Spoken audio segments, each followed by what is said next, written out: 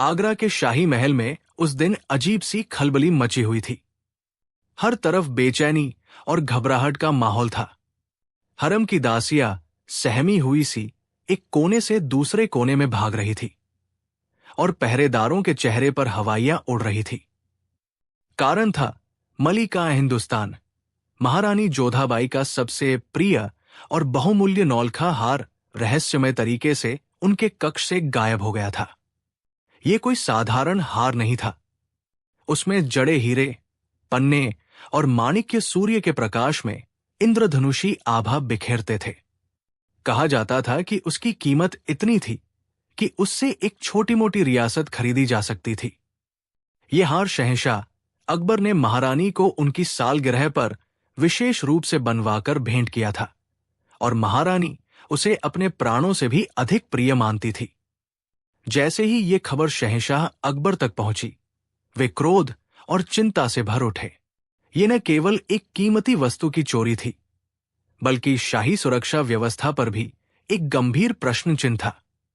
महल के सबसे सुरक्षित हिस्से महारानी के कक्ष से कोई वस्तु कैसे गायब हो सकती थी, जबकि वहां 24 घंटे कड़ा पहरा रहता था। शहंशाह ने तुरंत अपने सबसे भरोसेमंद मंत्री और मित्र बीरबल को तलब किया। बीरबल जब दरबार में पहुंचे तो उन्होंने शहंशाह के चेहरे पर चिंता की गहरी लकीरें देखी। बीरबल, अकबर ने अपनी भारी आवाज में कहा, तुमने सुना? महारानी का नौलखा हार चोरी हो गया है। ये कैसे हुआ? हमारी समझ से परे है। महल का कोना कोना छान मारा गया। हर दासी और पहरेदार से पूछताछ की गई, किंतु हार का कोई सुराग नहीं मिला। ऐसा लगता है जैसे हार हवा में विलीन हो गया हो। बीरबल ने शांत भाव से कहा, आलम पनाह, चिंता न करें। हर वस्तु अपने पीछे कोई न कोई निशान छोड़ जाती है। हमें बस उसे ढूंढने की आवश्यकता है। क्या मैं महारानी जी के कक्ष का निरीक्षण कर सकता हूं और उन लोगों से बात कर सकता हूं जो उस समय वहां उपस्थित थे? अकबर ने तुरंत अनुमति दे दी। बीरबल, हमें तुम पर पूरा भरोसा है। इस रहस्य को सुलझाओ और चोर को हमारे सामने प्रस्तुत करो। उसे ऐसी सजा दी जाएगी कि भविष्य में कोई ऐसी हिमाकत करने की सोच भी न सके। बीरबल सबसे पहले महारानी जोधाबाई के कक्ष में पहुंचे। कक्ष में अभी भी अफरातफरी का माहौल था। महारानी उदास और चिंतित थी। उनकी आंखों में आंसू थे। बीरबल ने उन्हें सांत्वना दी और फिर बड़ी बारीकी से कक्ष का निरीक्षण करना शुरू किया। उन्होंने खिड़कियों, दरवाजों, संदूकों और हर उस स्थान को ध्यान से देखा जहां हार रखा जा सकता था या जहां से चोर आ जा सकता था। कक्ष की सुरक्षा व्यवस्था चाकचौबंद थी। खिड़कियों पर मजबूत जालियां लगी थी और दरवाजों पर हर समय पहरेदार तैनात रहते थे। ऐसा प्रतीत होता था कि कोई बाहरी व्यक्ति अंदर नहीं आ सकता था। बीरबल ने महारानी से पूछा, महारानी जी, आपने हार को अंतिम बार कब और कहाँ देखा था? महारानी ने कुछ सोचते हुए कहा, कल रात सोने से पहले मैंने उसे उतारकर इस श्रृंगारदान में रखा था। सुबह जब मैं उठी और श्रृंगार करने बैठी तो हार वहां नहीं था। बीरबल ने श्रृंगारदान को देखा। वो सुंदर नक्काशीदार लकड़ी का बना था और उसमें कई छोटे छोटे खाने थे। क्या कल रात आपके कक्ष में कोई विशेष घटना घटी थी या कोई ऐसा व्यक्ति आया था जिस पर आपको संदेह हो? बीरबल ने पूछा। महारानी ने कहा, नहीं बीरबल, सब कुछ सामान्य था। रात में केवल मेरी 2 खास दासियां, हीरा और पन्ना, ही मेरे कक्ष में थी। वे वर्षों से मेरी सेवा में हैं और मैं उन पर पूरा विश्वास करती हूं। बीरबल ने हीरा और पन्ना को बुलवाया। दोनों दासियां डरी समी सी खड़ी थी। बीरबल ने उनसे नरमी से पूछताछ की। हीरा ने कहा, हुजूर, महारानी जी के सोने के बाद हम दोनों भी अपने नियत स्थान पर सो गई थी। हमें किसी भी प्रकार की आहट या असामान्य गतिविधि का आभास नहीं हुआ। पन्ना ने भी यही बात दोहराई। हम निर्दोष हैं, हुजूर। हम अपनी जान दे सकती है, पर महारानी जी की किसी वस्तु को हाथ नहीं लगा सकती। बीरबल ने उनकी बातों को ध्यान से सुना। फिर उन्होंने उन पहरेदारों से भी पूछताछ की जो रात में महारानी के कक्ष के बाहर तैनात थे। सभी ने यही कहा कि उन्होंने किसी को भी अंदर आते या बाहर जाते नहीं देखा। मामला और भी उलझता जा रहा था। यदि कोई बाहरी व्यक्ति नहीं आया और दासिया तथा पहरेदार भी निर्दोष होने का दावा कर रहे थे, तो हार आखिर गया कहा। बीरबल कुछ देर गहरे सोच में डूबे रहे। फिर उनके चेहरे पर एक हल्की सी मुस्कान उभरी, मानो उन्हें कोई युक्ति सूझ गई हो। उन्होंने शहंशाह अकबर से कहा, आलम पनाह, मुझे लगता है कि चोर महल में ही मौजूद है और वो कोई बाहरी व्यक्ति नहीं है। इस रहस्य को सुलझाने के लिए मुझे आपकी थोड़ी सहायता चाहिए होगी। कहो बीरबल, तुम्हें क्या चाहिए? अकबर ने उत्सुकता से पूछा। बीरबल ने कहा, मुझे महल के आंगन में एक बड़ा शामियाना लगवाना है और उन सभी दासियों और सेवकों को वहां एकत्रित करना है जिनकी पहुंच महारानी के कक्ष तक हो सकती है या जो उस रात महल के उस हिस्से में ड्यूटी पर थे। साथ ही मुझे एक गधा और कुछ लकड़ियां चाहिए। गधा और लकड़ियां? अकबर और अन्य दरबारी हैरान रह गए। हार की चोरी का गधे और लकड़ियों से क्या संबंध हो सकता था? पर उन्हें बीरबल की बुद्धिमत्ता पर भरोसा था, इसलिए उन्होंने तुरंत व्यवस्था करने का आदेश दिया। अगले दिन सुबह महल के विशाल आंगन में एक बड़ा शामियाना तना हुआ था। उसके नीचे लगभग 50-60 दासियां और सेवक एकत्रित थे। सभी के चेहरों पर भय और जिज्ञासा का भाव था। शामियाने के बीच में एक गधा बंधा हुआ था और उसके पास कुछ सूखी लकड़ियों का ढेर पड़ा था। बीरबल मंच पर आए और गंभीर स्वर में बोले, जैसा कि आप सब जानते हैं, महारानी जी का बहुमूल्य नौलखा हार चोरी हो गया है। हमने काफी जांच पड़ताल की, किंतु चोर का पता नहीं चला। किंतु अब हमारे पास एक ऐसा तरीका है जिससे चोर स्वयं ही पकड़ा जाएगा। सभी लोग कान लगाकर सुनने लगे। बीरबल ने गधे की ओर इशारा करते हुए कहा, यह कोई साधारण गधा नहीं है, ये एक जादुई गधा है जो चोर को पहचान सकता है। आप सभी को एक एक करके इस शामियाने के अंदर जाना है और इस गधे की पूंछ को पकड़कर 3 बार कहना है, मैंने चोरी नहीं की है। जो व्यक्ति सच बोल रहा होगा उसे ये गधा कुछ नहीं कहेगा, किंतु जिसने भी हार चुराया होगा ये गधा उसे तुरंत पहचान लेगा और जोर जोर से रेंकने लगेगा। साथ ही उसे लात भी मार सकता है। ये सुनकर सभी दासियों और सेवकों में कानाफूसी होने लगी। कुछ लोग डरे हुए लग रहे थे तो कुछ को ये बात हास्यास्पद लग रही थी। बीरबल ने अपनी बात जारी रखी, एक और बात, इस शामियाने के अंदर बिल्कुल अंधेरा कर दिया जाएगा ताकि गधा किसी का चेहरा न देख सके और निष्पक्ष होकर अपना निर्णय दे सके। और हां, जो कोई भी इस प्रक्रिया से गुजरने से इनकार करेगा उसे ही चोर मान लिया जाएगा। अब सभी के चेहरे पर डर स्पष्ट झलक रहा था। कोई भी जादुई गधे का सामना नहीं करना चाहता था, खासकर यदि वो लात भी मारता हो। एक एक करके सभी दासियों और सेवकों को शामियाने के अंदर भेजा जाने लगा। शामियाने के अंदर घना अंधेरा था। हर व्यक्ति अंदर जाता, कुछ देर रुकता और फिर बाहर आ जाता।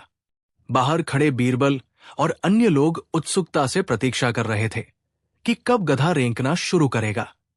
एक एक करके लगभग सभी लोग अंदर जाकर बाहर आ गए, किंतु गधा शांत ही रहा। उसने एक बार भी रेंका नहीं। शहंशाह अकबर कुछ निराश होने लगे। बीरबल, लगता है तुम्हारी ये तरकीब काम नहीं कर रही। गधा तो बिल्कुल चुप है। बीरबल मुस्कुराए। आलम पनाह, थोड़ा धैर्य रखें, असली जादू तो अब होगा। जब सभी लोग शामियाने से बाहर आ गए तो बीरबल ने उनसे कहा, कृपया आप सब पंक्ति बनाकर खड़े हो जाएं और अपने अपने हाथ आगे करें। सभी ने वैसा ही किया। बीरबल एक एक व्यक्ति के पास जाकर उनके हाथों को ध्यान से देखने लगे और उन्हें सूंघने भी लगे। जब वे महारानी की दासी पन्ना के पास पहुंचे तो उसके हाथों को देखते ही बीरबल के चेहरे पर विजयी मुस्कान फैल गई। पन्ना, बीरबल ने कठोर स्वर में कहा, हार तुमने ही चुराया है। पन्ना का चेहरा सफेद पड़ गया। नहीं, नहीं हुजूर, मैंने कुछ नहीं किया। गधे ने भी तो कुछ नहीं कहा, वो हकलाते हुए बोली। बीरबल ने कहा, गधा इसलिए कुछ नहीं बोला क्योंकि तुमने डर के मारे उसकी पूंछ को छुआ ही नहीं। बाकी सभी लोगों के हाथों में हल्की सी कालिख और गधे के बालों की गंध है, जो मैंने चुपके से गधे की पूंछ पर लगा दी थी। किंतु तुम्हारे हाथ बिल्कुल साफ है। तुमने सोचा कि अंधेरे में किसी को पता नहीं चलेगा, और तुमने जादुई गधे के प्रकोप से बचने के लिए उसकी पूंछ को छुआ ही नहीं। यह सुनकर पन्ना के पैरों तले जमीन खिसक गई। उसका झूठ पकड़ा गया था। वो फूट फूट कर रोने लगी और उसने अपना अपराध स्वीकार कर लिया। हाँ हुजूर, मैंने ही हार चुराया था, उसने सिसकते हुए कहा। मुझे पैसों की बहुत जरूरत थी। मेरे भाई पर बहुत कर्ज हो गया था। मैंने सोचा था कि हार को बेचकर भाई का कर्ज चुका दूंगी और फिर चुपके से वैसा ही नकली हार बनवाकर वापस रख दूंगी, पर मुझे मौका ही नहीं मिला। उसने बताया कि उसने हार को अपने बिस्तर के नीचे एक गुप्त स्थान पर छिपा रखा था। बीरबल के कहने पर सिपाहियों ने तुरंत जाकर हार बरामद कर लिया। नौलखा हार अपनी पूरी चमक के साथ वैसा का वैसा ही था। महारानी जोधाबाई को जब उनका हार वापस मिला तो उनकी खुशी का ठिकाना न रहा। शहंशाह अकबर भी बीरबल की इस अद्भुत जासूसी और बुद्धिमत्ता से अत्यंत प्रसन्न हुए। बीरबल, तुम धन्य हो, अकबर ने कहा। तुम्हारी चतुराई ने एक बार फिर असंभव को संभव कर दिखाया। तुमने बिना किसी बल प्रयोग के केवल अपनी बुद्धि और मनोवैज्ञानिक युक्ति से चोर को पकड़ लिया। पन्ना को उसके अपराध के लिए दंडित किया गया, किंतु महारानी जोधाबाई के अनुरोध पर उसकी सजा कुछ कम कर दी गई, क्योंकि उसने अपना अपराध स्वीकार कर लिया था और हार भी सुरक्षित मिल गया था। इस घटना के बाद महल में बीरबल की धाक और भी बढ़ गई। सभी जान गए थे कि बीरबल की नजरों से कोई भी अपराधी बच नहीं सकता, चाहे वो कितना भी चालाक क्यों न हो। गायब हुआ हार और बीरबल की जासूसी की ये कहानी महल की दीवारों से निकलकर आम लोगों तक पहुंची और बीरबल की बुद्धिमत्ता की अनगिनत कथाओं में एक और सुनहरा अध्याय जोड़ गई। ये कहानी हमें सिखाती है कि अपराध चाहे कितनी भी सफाई से किया जाए, अपराधी कोई न कोई सुराग अवश्य छोड़ जाता है, और सच्ची बुद्धिमत्ता केवल तथ्यों को जानने में नहीं, बल्कि मानवीय मनोविज्ञान को समझने और परिस्थितियों का सही आकलन करने में भी निहित होती है। बीरबल ने गधे की पूंछ पर कालिख लगाकर और अंधेरे का भय दिखाकर चोर के मन में ऐसा डर पैदा किया कि उसने अनजाने में ही अपना अपराध कबूल कर लिया। कहानी 2। दिल्ली की चिलचिलाती गर्मी अपने चरम पर थी। दोपहर का सूरज आग उगल रहा था और सड़कें लगभग सुनसान थी। ऐसे में शहंशाह जलालुद्दीन मोहम्मद अकबर का दरबार अपनी पूरी रौनक के साथ लगा हुआ था। नवरत्न अपनी अपनी जगहों पर विराजमान थे और दरबारी शहंशाह के आदेशों की प्रतीक्षा कर रहे थे। आज दरबार का माहौल कुछ गंभीर था, क्योंकि एक जटिल और उलझा हुआ मामला न्याय के लिए प्रस्तुत किया गया था। 2 व्यापारी, रामदीन और करीम, शहंशाह के समक्ष हाथ जोड़े खड़े थे। दोनों ही शहर के जाने-माने तेल के थोक विक्रेता थे और वर्षों से एक दूसरे को जानते थे। हालांकि उनके बीच व्यावसायिक प्रतिद्वंद्विता भी थी। आज वे एक ऐसे विवाद में उलझे थे जिसका समाधान स्थानीय पंचायत नहीं कर पाई थी, और मामला अंततः शहंशाह के दरबार तक पहुंच गया था। शहंशाह अकबर ने मामले की गंभीरता को समझते हुए अपने सबसे विश्वसनीय सलाहकार बीरबल की ओर देखा। बीरबल शांत भाव से दोनों व्यापारियों को देख रहे थे। उनके चेहरे पर हमेशा की तरह एक सूक्ष्म मुस्कान थी, मानो वे किसी पहेली को सुलझाने की चुनौती का आनंद ले रहे हों। रामदीन, करीम, शहंशाह अकबर ने अपनी गंभीर आवाज में कहा, हमें बताया गया है कि तुम दोनों के बीच तेल के बंटवारे को लेकर कोई गंभीर विवाद है। कृपया विस्तार से अपनी अपनी बात रखें ताकि न्याय किया जा सके। पहले रामदीन ने आगे बढ़कर अपनी बात कहनी शुरू की। वो कुछ घबराया हुआ और उत्तेजित लग रहा था। आलम पनाह, मैं और करीम मियाँ बरसों से तेल का व्यापार करते आए हैं। कुछ महीने पहले हम दोनों ने मिलकर मथुरा की एक बड़ी मंडी से सरसों के तेल का एक विशाल जखीरा खरीदने का सौदा किया था। कुल मिलाकर 100 बड़े पीपे तेल के थे। हमने तय किया था कि लागत और मुनाफा दोनों आधा आधा बांट लेंगे। करीम ने सहमति में सिर हिलाया। रामदीन ने आगे कहा, सौदा तय होने के बाद तेल को दिल्ली लाने की जिम्मेदारी करीम मियां ने ली, क्योंकि उनके पास उस समय अधिक बैलगाड़ियां और कर्मचारी उपलब्ध थे। मैंने अपनी हिस्से की आधी रकम यानी 50 पीपों की कीमत और ढुलाई का अनुमानित खर्च करीम मियां को अग्रिम दे दिया था। ये सच है, जहांपनाह, करीम ने स्वीकार किया। रामदीन ने मुझे अपना हिस्सा दिया था। रामदीन की आवाज में अब कड़वाहट आ गई। लेकिन जहांपनाह, जब तेल दिल्ली पहुंचा और उसे हमारे साझा गोदाम में उतारा गया तो करीम मियां ने चालाकी कर दी। उन्होंने अच्छे, गाढ़े और शुद्ध तेल के 60 पीपे अपने हिस्से में रख लिए और मुझे केवल 40 पीपे दिए, वो भी मिलावटी और हल्के तेल के। जब मैंने इसका विरोध किया तो वे कहने लगे कि रास्ते में कुछ तेल रिस गया और कुछ खराब हो गया, इसलिए मुझे कम और हल्का तेल मिला। ये सरासर धोखा है, आलमपना। इन्होंने मेरे साथ बेईमानी की है। रामदीन की बात सुनकर दरबार में कुछ फुसफुसाहट होने लगी। मामला वाकई पेचीदा लग रहा था। अब करीम की बारी थी। वो रामदीन की अपेक्षा अधिक शांत और आत्मविश्वास से भरा लग रहा था। आलमपनाह, रामदीन जो कह रहा है वो आधा सच है। ये सही है कि हमने 100 पीपे तेल खरीदने का सौदा किया था और लागत मुनाफा आधा आधा बांटने पर सहमति हुई थी। ये भी सच है कि रामदीन ने मुझे 50 पीपों की अग्रिम राशि दी थी। तेल को मथुरा से दिल्ली लाने की जिम्मेदारी भी मेरी ही थी।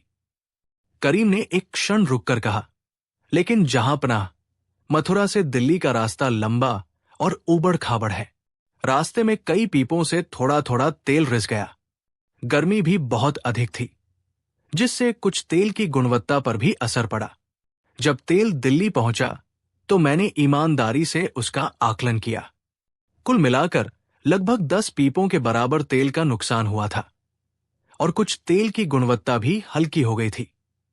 मैंने सोचा कि चूंकि ढुलाई की जिम्मेदारी मेरी थी तो बेहतर गुणवत्ता वाला तेल मैं रख लूं और नुकसान का बड़ा हिस्सा रामदीन को दे दूं, ये सोचकर कि वो मेरा पुराना साथी है और समझेगा।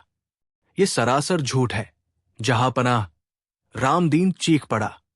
कोई 10 पीपों का नुकसान नहीं हुआ था, मुश्किल से 1-2 पीपों का हुआ होगा, और तेल की गुणवत्ता रास्ते में इतनी खराब नहीं हो सकती।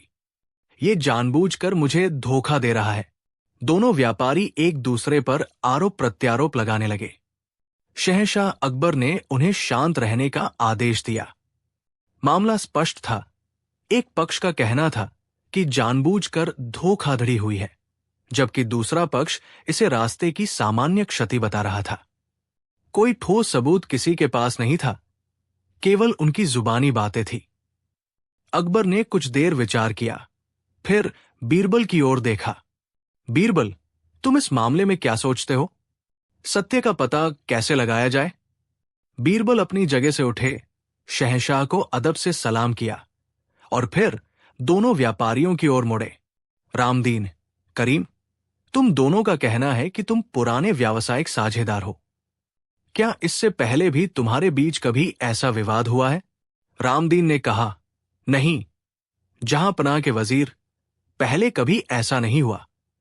हम छोटे मोटे मुनाफे नुकसान को आपस में समझ लेते थे, पर इस बार बात बड़ी है और धोखा साफ नजर आ रहा है। करीम ने भी सहमति जताई। बीरबल जी, मैं अल्लाह की कसम खाकर कहता हूं कि मैंने कोई बेईमानी नहीं की। जो हुआ वो रास्ते की मजबूरी थी। बीरबल ने कुछ देर सोचा, फिर कहा, ठीक है, इस मामले का फैसला करने के लिए हमें तेल की गुणवत्ता और मात्रा की जांच करनी होगी। क्या तुम दोनों के पास वो तेल अभी भी मौजूद है? जी हां, दोनों ने एक साथ कहा। तेल हमारे साझा गोदाम में ही रखा है, अलग अलग हिस्सों में। बीरबल ने शहंशाह से अनुमति लेकर कहा, आलमपनाह, यदि आपकी आज्ञा हो तो मैं कल स्वयं गोदाम जाकर तेल का निरीक्षण करना चाहूंगा और वहीं पर इस मामले का फैसला करूंगा। इसके लिए मुझे 2 बड़े खाली पात्र और एक विश्वसनीय व्यक्ति की आवश्यकता होगी जो तेल को माप सके। अकबर ने तुरंत स्वीकृति दे दी। ठीक है बीरबल, तुम जैसा उचित समझो वैसा करो। हमें विश्वास है कि तुम सत्य का पता लगा लोगे। अगले दिन सुबह बीरबल दोनों व्यापारियों, शाही मुंशी, रिकॉर्ड रखने के लिए और कुछ सिपाहियों के साथ उनके साझा गोदाम पहुंचे। गोदाम काफी बड़ा था और उसमें तेल के कई पीपे रखे हुए थे। एक तरफ 60 पीपे करीम के हिस्से के थे और दूसरी तरफ 40 पीपे रामदीन के हिस्से के। बीरबल ने सबसे पहले दोनों हिस्सों के तेल का बारीकी से निरीक्षण किया। उन्होंने एक एक पीपे को खुलवाकर देखा, तेल की गंध ली, उसकी तरलता और रंगत को परखा। प्रथम दृष्टया रामदीन की बात में कुछ सच्चाई लग रही थी। करीम के हिस्से का तेल गाढ़ा, सुनहरा और खुशबूदार था, जबकि रामदीन के हिस्से का तेल कुछ पतला, हल्का पीला और उसमें वो खास सरसों की तेजी कम थी।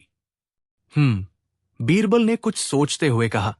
फिर उन्होंने अपने साथ लाए 2 बड़े खाली पात्र मंगवाए।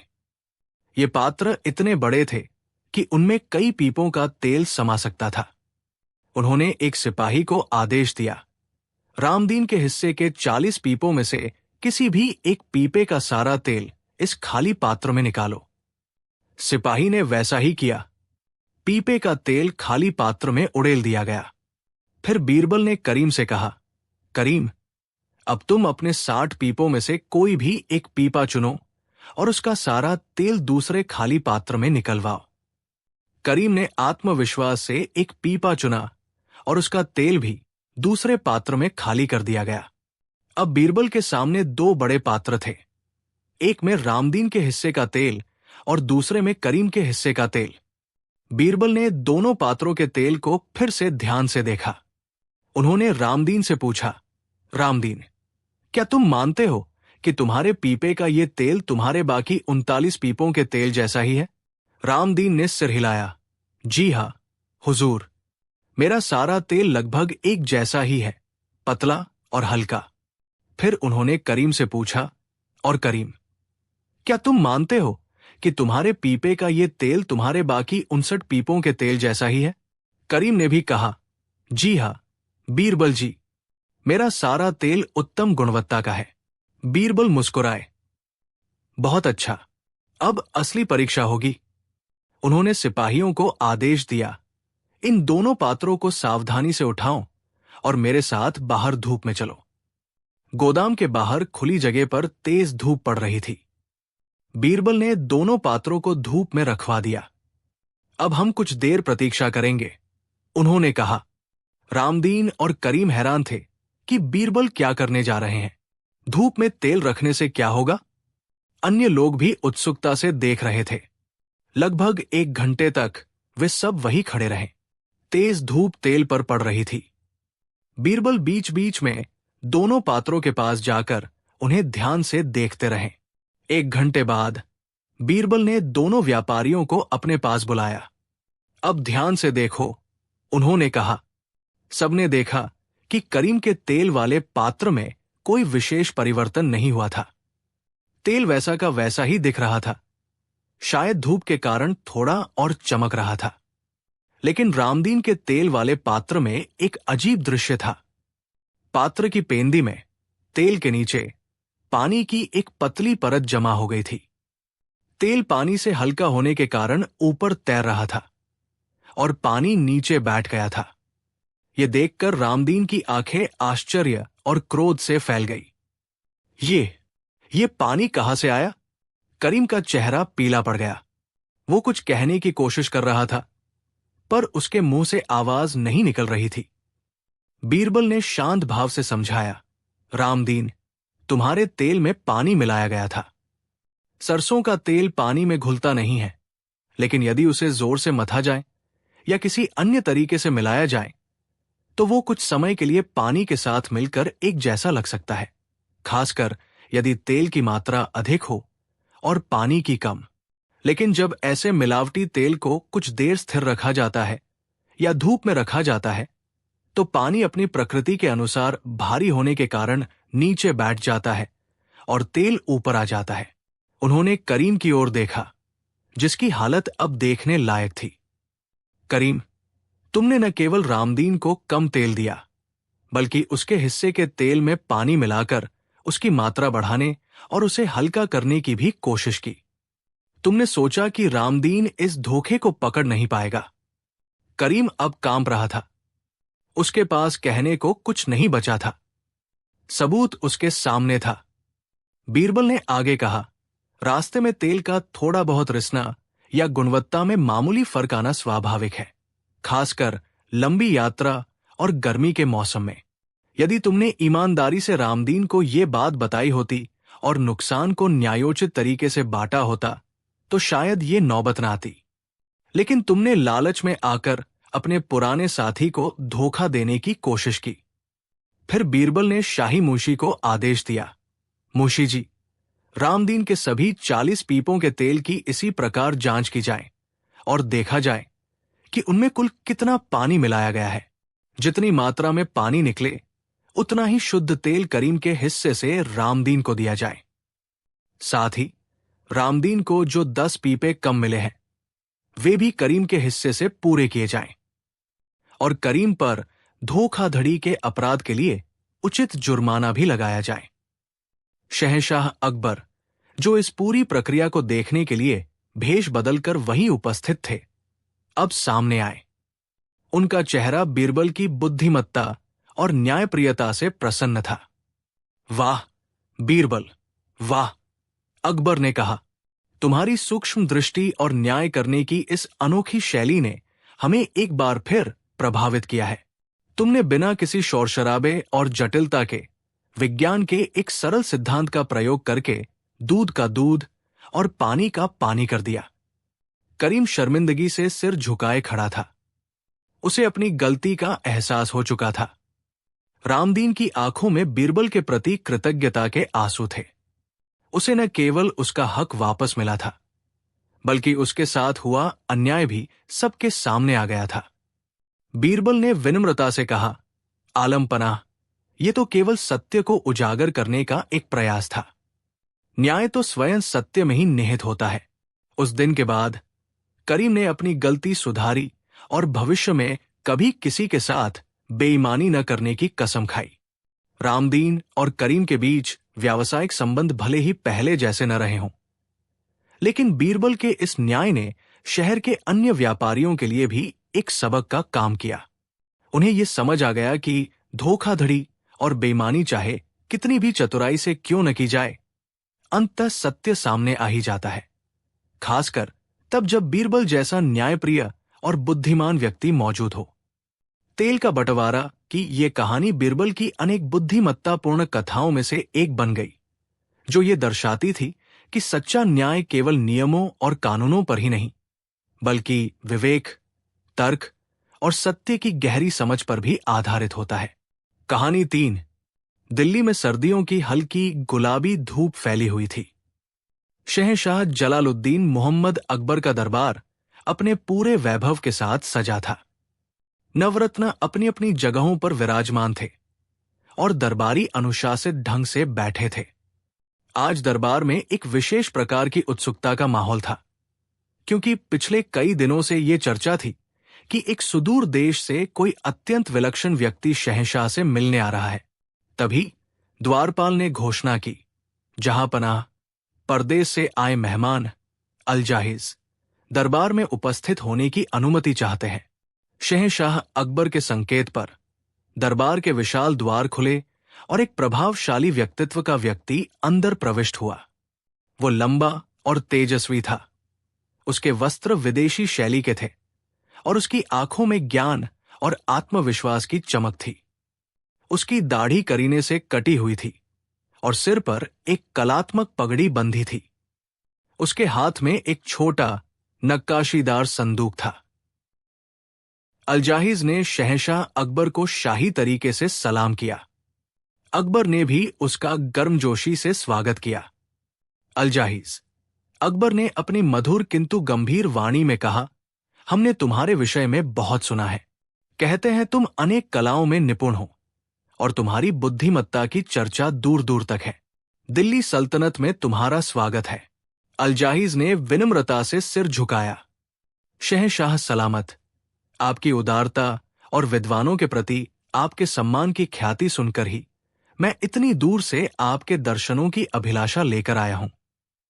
मैं कोई महान ज्ञानी तो नहीं, किंतु हाँ, मुझे पहेलियां बूझने और बनाने का शौक है, और मैंने सुना है कि आपके दरबार में भी एक से एक बुद्धिमान व्यक्ति मौजूद है, विशेषकर आपके नवरत्न बीरबल।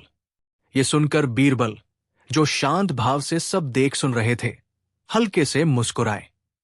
अलजाहिज ने अपने हाथ में पकड़े संदूक की ओर इशारा करते हुए कहा, शहंशाह, मैं आपके और आपके दरबारियों के समक्ष एक छोटी सी चुनौती रखना चाहता हूं। इस संदूक में मैंने 3 वस्तुएं रखी है। ये तीनों वस्तुएं बाहर से देखने में बिल्कुल एक जैसी है। आकार, रंग, वजन, सब कुछ समान, किंतु इनमें से केवल एक वस्तु असली और बहुमूल्य है, जबकि बाकी 2 उसकी नकल है, लगभग मूल्यहीन। मेरी चुनौती यह है कि बिना संदूक खोले, बिना उन वस्तुओं को छुए या जांचे, केवल अपनी तर्क शक्ति और बुद्धिमत्ता का प्रयोग करके ये बताना है कि असली वस्तु कौन सी है और क्यों। दरबार में बैठे सभी लोग ये विचित्र चुनौती सुनकर हैरान रह गए। ये कैसे संभव था कि बिना देखे, बिना छुए, केवल तर्क से असली और नकली वस्तु का भेद किया जा सके, जबकि वे दिखने में बिल्कुल समान हो। अकबर के चेहरे पर भी कौतूहल का भाव था। उन्हें ऐसी बौद्धिक चुनौतियों में सदैव आनंद आता था। अलजाहिज, तुम्हारी चुनौती रोचक है, हम इसे स्वीकार करते हैं।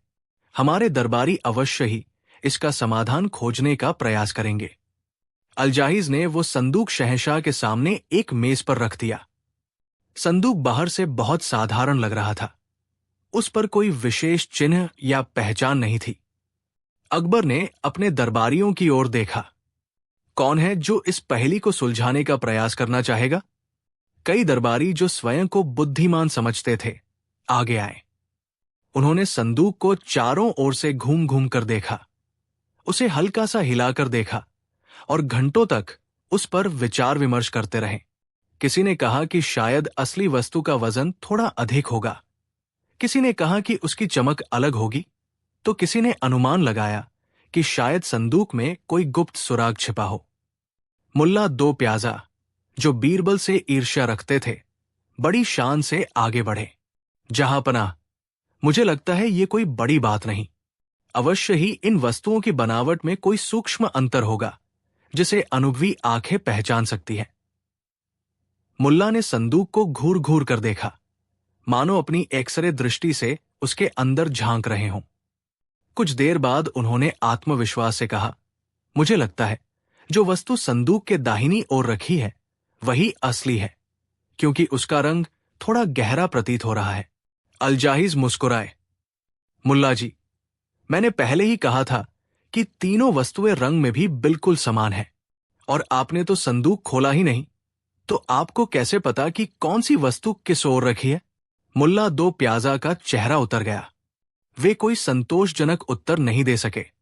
एक के बाद एक कई दरबारियों ने अपनी अपनी अटकलें लगाई, किंतु कोई भी अलजाहिज को संतुष्ट नहीं कर सका।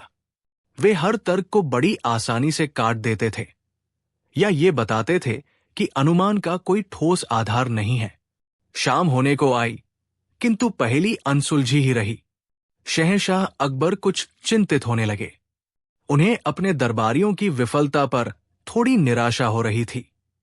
उनकी दृष्टि बीरबल पर गई, जो अब तक शांत बैठे सब कुछ देख रहे थे। उनके चेहरे पर वही चिरपरिचित मुस्कान थी। बीरबल, अकबर ने कहा, क्या तुम्हारे पास अलजाहिज की इस पहेली का कोई समाधान है? अब तो हमारी प्रतिष्ठा का प्रश्न बन गया है। बीरबल अपनी जगह से उठे, शहंशाह को अदब से सलाम किया और फिर अलजाहिज की ओर मुड़े। अलजाहिज साहिब, आपकी पहेली वास्तव में बहुत गूढ़ है। क्या मैं आपसे कुछ प्रश्न पूछ सकता हूं? अलजाहिज ने सहमति में सिर हिलाया। अवश्य बीरबल, तुम्हें पूरी स्वतंत्रता है। बीरबल ने पूछा, क्या ये तीनों वस्तुएं किसी धातु की बनी हैं? हाँ, अलजाहिज ने उत्तर दिया। क्या वो धातु सोना है? बीरबल ने अगला प्रश्न किया। अलजाहिज कुछ चकित हुए। तुम्हें कैसे अनुमान हुआ? बीरबल मुस्कुराए। आपने कहा कि एक वस्तु बहुमूल्य है और बाकी दो उसकी नकल। आमतौर पर सोने जैसी बहुमूल्य धातु की ही नकलें बनाई जाती हैं, और आपकी प्रतिष्ठा को देखते हुए आप कोई साधारण वस्तु चुनौती के लिए नहीं लाएंगे। अलजाहिज ने स्वीकार किया। तुम्हारा अनुमान सही है, बीरबल। वे तीनों वस्तुएं सोने की बनी हुई प्रतीत होती हैं, किंतु उनमें से केवल एक ही शुद्ध सोने की है। बाकी दो में अन्य सस्ती धातुओं का मिश्रण है। बीरबल ने फिर पूछा, क्या उन वस्तुओं का कोई विशेष आकार है? जैसे क्या वे सिक्के हैं या मूर्तियां या कोई आभूषण? वे तीनों छोटी, गोल और ठोस गेंदें हैं, अलजाहिज ने बताया। बिल्कुल एक जैसी। अब बीरबल कुछ क्षणों के लिए गहरे सोच में डूब गए। दरबार में पूर्ण शांति थी। सभी की निगाहें बीरबल पर टिकी थी, ये देखने के लिए कि वे इस कठिन पहेली को कैसे सुलझाते हैं। कुछ देर बाद बीरबल ने शहंशाह अकबर से अनुरोध किया, आलमपना, क्या मुझे एक बड़ा कटोरा पानी, एक छोटा किंतु भारी पत्थर और एक बहुत ही महीन रेशम का धागा मिल सकता है? अकबर ने तुरंत इन वस्तुओं को लाने का आदेश दिया। सेवक शीघ्र ही ये वस्तुएं ले आए। बीरबल ने पानी से भरे कटोरे को मेज पर रखा। फिर उन्होंने रेशम के धागे का एक सिरा उस छोटे पत्थर से मजबूती से बांध दिया। अब बीरबल अलजाहिज की ओर मुड़े। अलजाहिज साहिब, क्या आप कृपया उस संदूक को खोलकर वे तीनों सोने की गेंदें बाहर निकालेंगे और उन्हें एक पंक्ति में इस मेज पर रख देंगे? बस ये ध्यान रखिएगा कि हमें यह पता न चले कि कौन सी गेंद किस क्रम में रखी गई थी। अलजाहिज ने सावधानी से संदूक खोला और उसमें से 3 सुनहरी गेंदें निकालकर मेज पर एक पंक्ति में रख दी। जैसा कि उन्होंने कहा था, तीनों गेंदें आकार, रंग और चमक में बिल्कुल एक जैसी लग रही थी। उनमें कोई भी अंतर करना असंभव था। अब बीरबल ने रेशम के धागे का दूसरा सिरा, जिससे पत्थर बंधा था, अपने हाथ में लिया। उन्होंने धागे को इस प्रकार पकड़ा कि पत्थर नीचे लटक रहा था, एक छोटे पेंडुलम की तरह। फिर बीरबल ने उस लटकते हुए पत्थर को पहली सुनहरी गेंद के ठीक ऊपर, बिना उसे छुए, स्थिर किया। कुछ क्षणों के लिए पत्थर स्थिर रहा, फिर वो धीरे धीरे गेंद की ओर आकर्षित होने लगा, मानो कोई अदृश्य शक्ति उसे खींच रही हो। पत्थर गेंद से सट गया। बीरबल ने यही प्रक्रिया दूसरी गेंद के साथ दोहराई। पत्थर दूसरी गेंद की ओर भी आकर्षित हुआ और उससे सट गया।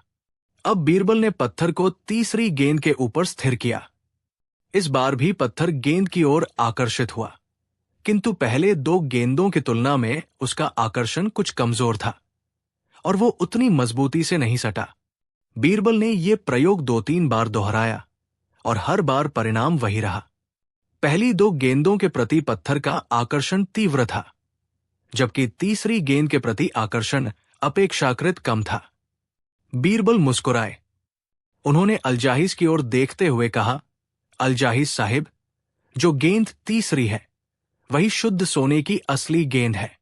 पहली 2 गेंदें नकली हैं, जिनमें लोहे या किसी अन्य चुंबकीय धातु का मिश्रण है।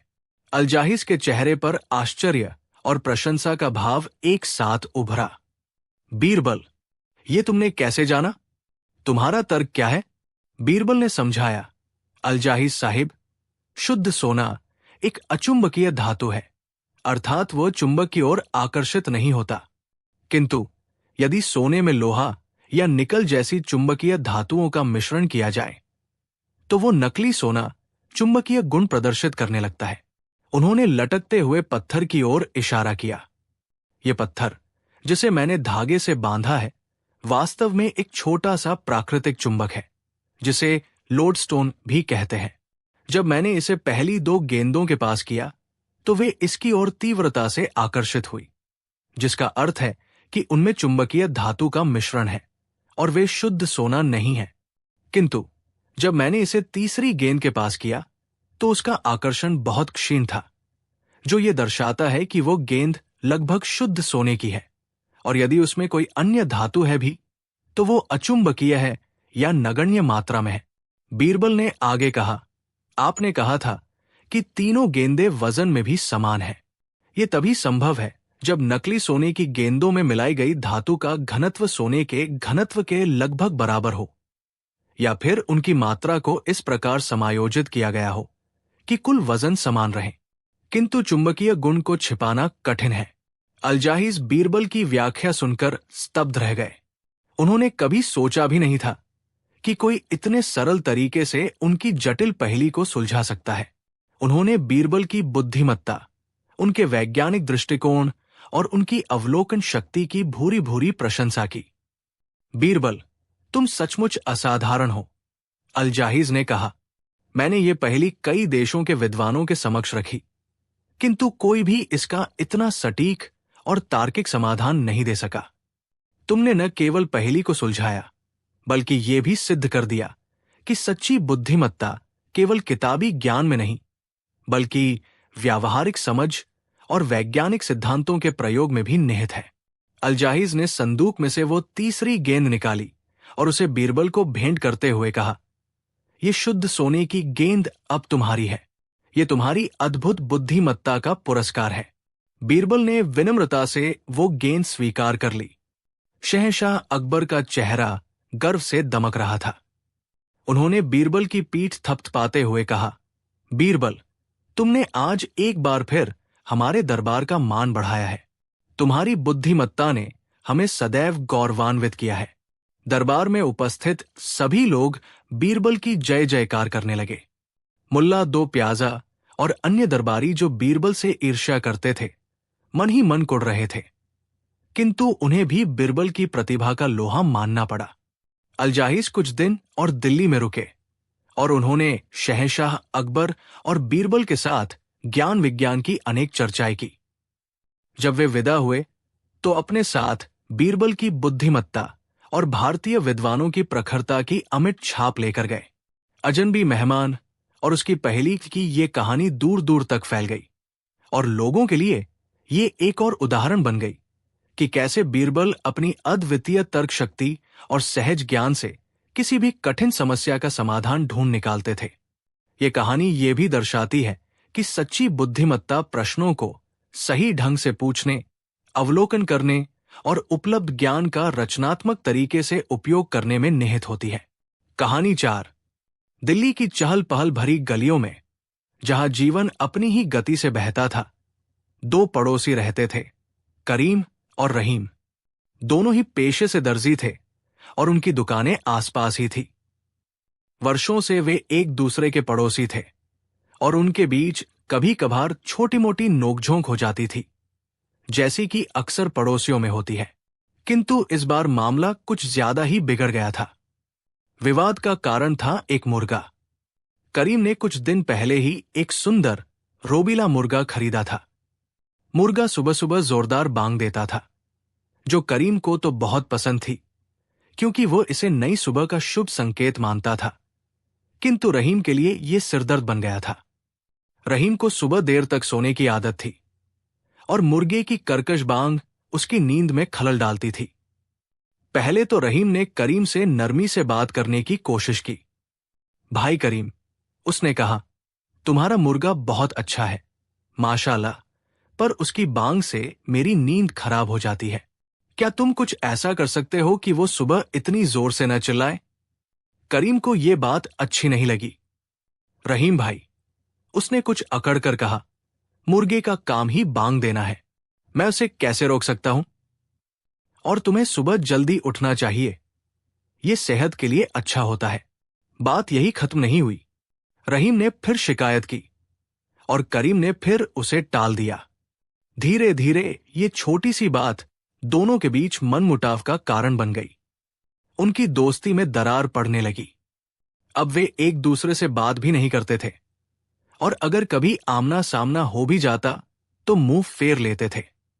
मुर्गा अपनी आदत के अनुसार रोज सुबह बांग देता रहा और रहीम का गुस्सा बढ़ता रहा। एक दिन गुस्से में आकर रहीम ने करीम के मुर्गे पर पत्थर फेंक दिया।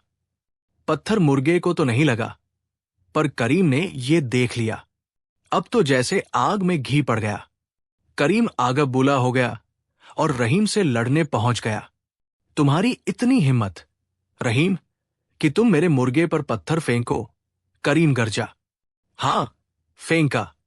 और अगर ये सुबह सुबह चिल्लाना बंद नहीं करेगा तो अगली बार सीधा इसे ही लगेगा। रहीम ने भी पलटकर जवाब दिया।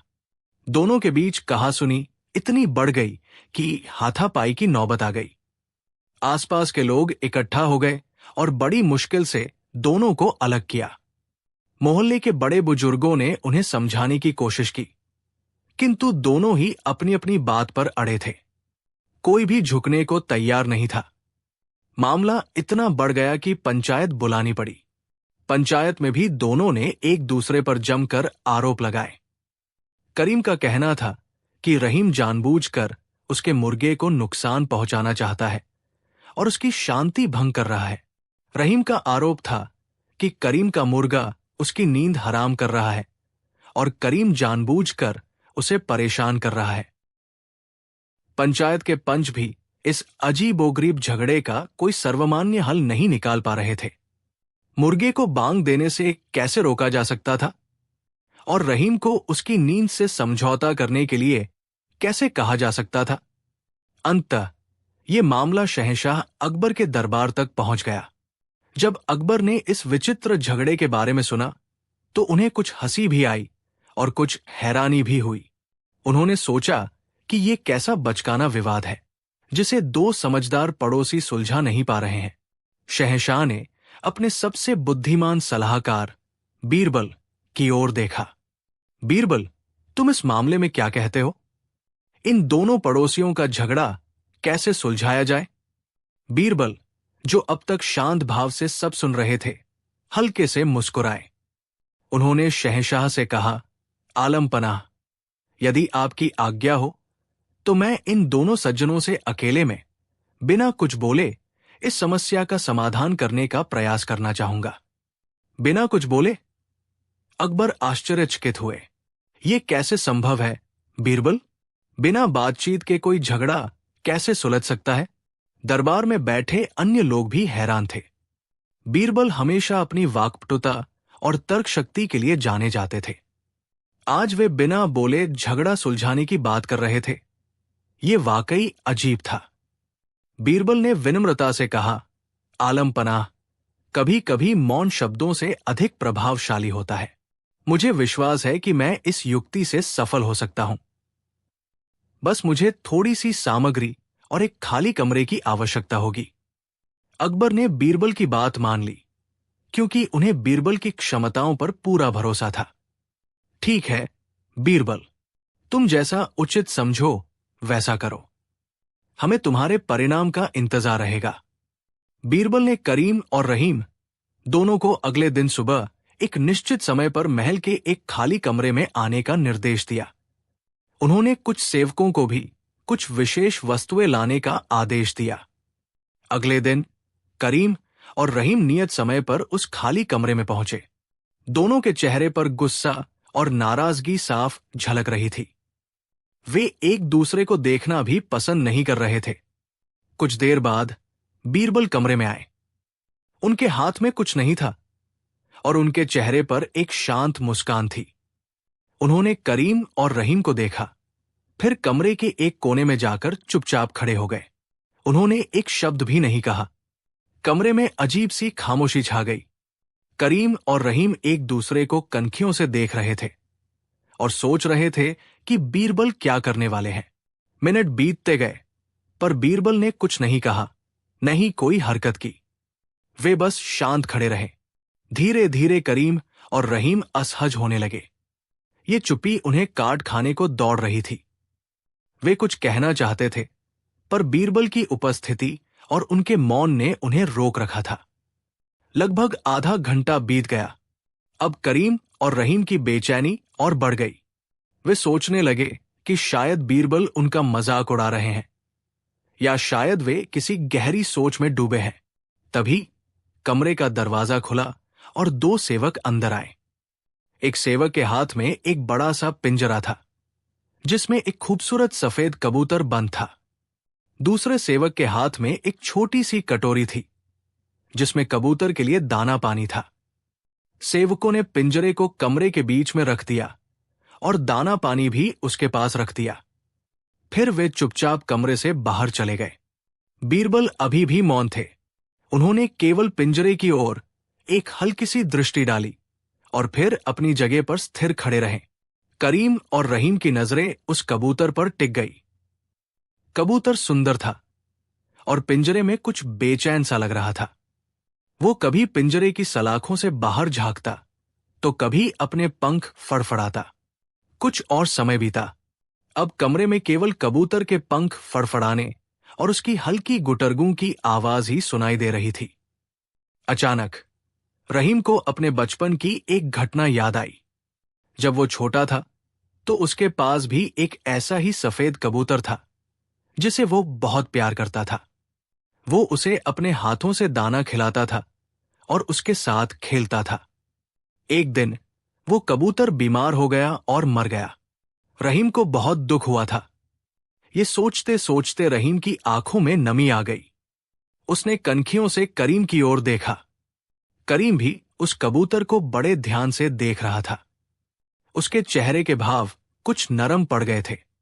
तभी बीरबल ने एक छोटा सा इशारा किया। एक और सेवक कमरे में आया। उसके हाथ में एक और पिंजरा था, किंतु ये पिंजरा खाली था। सेवक ने खाली पिंजरा कबूतर वाले पिंजरे के पास रख दिया और बाहर चला गया। अब कमरे में 2 पिंजरे थे, एक में कबूतर और दूसरा खाली।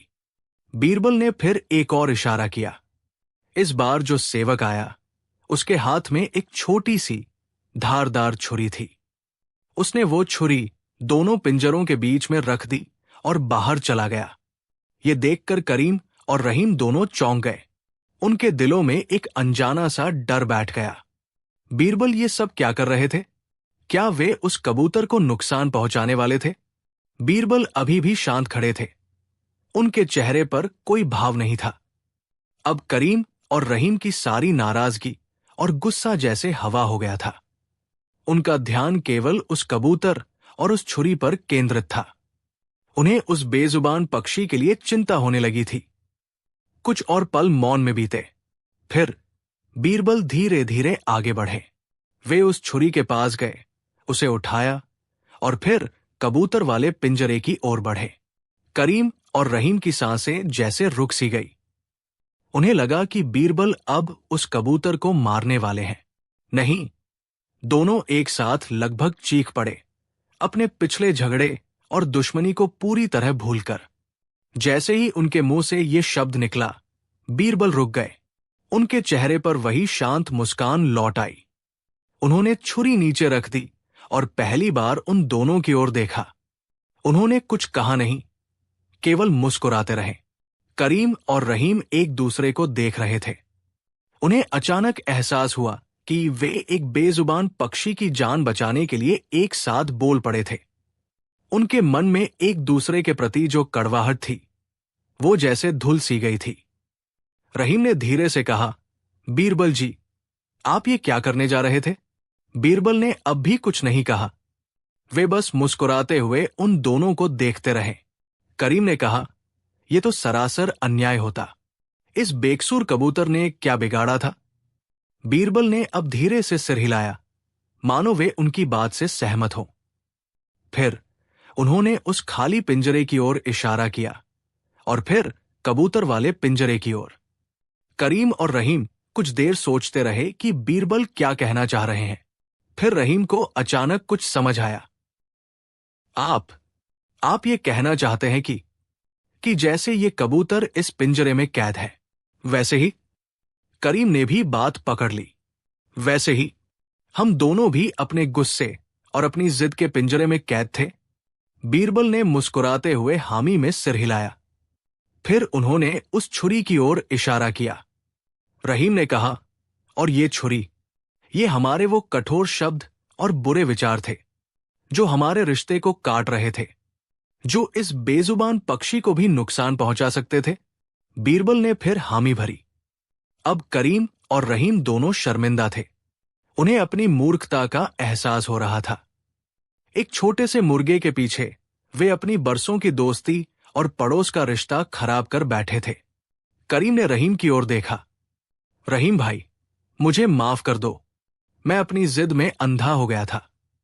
रहीम की आंखों में भी पानी आ गया। नहीं करीम भाई, गलती मेरी भी थी, मुझे सब्र से काम लेना चाहिए था। दोनों ने एक दूसरे को गले लगा लिया। उनके बीच का मनमुटाव खत्म हो गया था। बीरबल ये सब देखकर मुस्कुरा रहे थे। उन्होंने एक शब्द भी नहीं कहा था, किंतु अपने मौन संकेतों और प्रतीकात्मक वस्तुओं के माध्यम से उन्होंने दोनों पड़ोसियों को उनकी गलती का एहसास करा दिया था और उनके बीच सुलह भी करा दी थी। जब वे दोनों शांत हुए तो बीरबल ने पहली बार किया, कभी कभी हमारे शब्द हमारे भावों को सही ढंग से व्यक्त नहीं कर पाते या गलतफहमियां पैदा कर देते हैं। ऐसे में मौन और सहानुभूति ही सबसे अच्छे मरहम का काम करते हैं। आप दोनों ने एक बेजुबान पक्षी के प्रति जो करुणा दिखाई, वही करुणा यदि आप एक दूसरे के प्रति भी दिखाते तो ये नौबत ही ना आती। उन्होंने आगे कहा, ये मुर्गा, ये कबूतर, ये पिंजरा, ये छुरी, ये सब केवल प्रतीक थे। असली समस्या आपके मन में थी। जब मन शांत होता है तो समाधान अपने आप निकल आता है। करीम और रहीम ने बीरबल को धन्यवाद दिया। वे समझ गए थे कि बीरबल ने उन्हें एक बहुत बड़ा सबक सिखाया था। बाद में करीम ने अपने मुर्गे के लिए एक ऐसा दड़बा बनवाया जो थोड़ा दूर था और जिसकी आवाज रहीम के घर तक कम पहुंचती थी। रहीम ने भी सुबह थोड़ा जल्दी उठने की आदत डाल ली। दोनों फिर से पहले की तरह अच्छे पड़ोसी और दोस्त बन गए। शहंशाह अकबर जब इस अनोखे समाधान के बारे में सुना तो वे बीरबल की बुद्धिमत्ता पर और भी मोहित हो गए। उन्होंने महसूस किया कि बीरबल न केवल वाक्पटुता में निपुण थे, बल्कि मानवीय भावनाओं और मनोविज्ञान की भी उन्हें गहरी समझ थी। बीरबल ने कैसे एक झगड़ा सुलझाया बिना बोले कि ये कहानी इस बात का प्रमाण बन गई कि सच्ची बुद्धिमत्ता केवल बोलने में नहीं, बल्कि सही समय पर मौन रहने और दूसरों को स्वयं सत्य का अनुभव कराने में भी निहित होती है। कहानी 5। बादशाह अकबर का दरबार आज सुबह से ही खिलखिलाहटों और हल्के फुल्के माहौल से सराबोर था। वसंत की नरम धूप रोशनदानों से छनकर आ रही थी और दरबारियों के चेहरों पर एक अलग ही रौनक थी। शहंशाह अकबर स्वयं भी आज अत्यंत प्रसन्न चित्त मुद्रा में थे। उनके होठों पर एक शरारती मुस्कान तैर रही थी, जिसे देखकर उनके सबसे करीबी सलाहकार और मित्र बीरबल मन ही मन समझ गए थे कि आज कुछ विशेष होने वाला है। बीरबल जानते थे कि जब बादशाह इस तरह मुस्कुराते हैं तो या तो कोई नई चुनौती आने वाली होती है या फिर वे किसी विनोदपूर्ण योजना को अंजाम देने की फिराक में होते हैं। अकबर ने अपने आसपास बैठे दरबारियों पर एक नजर डाली। उनकी दृष्टि बीरबल पर आकर ठहर गई। बीरबल शांत भाव से अपनी चिरपरिचित मुद्रा में खड़े थे, मानो उन्हें किसी भी स्थिति का सामना करने की आदत हो। बीरबल, अकबर ने अपनी भारी आवाज में पुकारा, जिसमें एक दबी हुई हंसी का पुट था। आज हमारा मन कुछ हल्का फुल्का करने का हो रहा है। दरबार की रोजमर्रा की गंभीर चर्चाओं से हटकर कुछ ऐसा किया जाए जिससे सबका मनोरंजन हो और तुम्हारी बुद्धिमत्ता की भी एक और परीक्षा हो जाए। बीरबल ने अदब से झुककर कहा, जहां पनाह का हुक्म सर आंखों पर, आप आज्ञा करें। ये सेवक आपकी प्रसन्नता के लिए हर संभव प्रयास करेगा। अकबर की मुस्कान और चौड़ी हो गई। बहुत खूब बीरबल, तो सुनो, आज हमारी इच्छा है कि दरबार में एक नया नियम लागू किया जाए। ये नियम केवल आज के दिन के लिए होगा और इसका पालन सभी को बिना किसी नानुकर के करना होगा। सभी दरबारी कान लगाकर सुनने लगे। बादशाह का नया नियम, और वह भी केवल एक दिन के लिए। ये अवश्य ही कोई दिलचस्प बात होने वाली थी।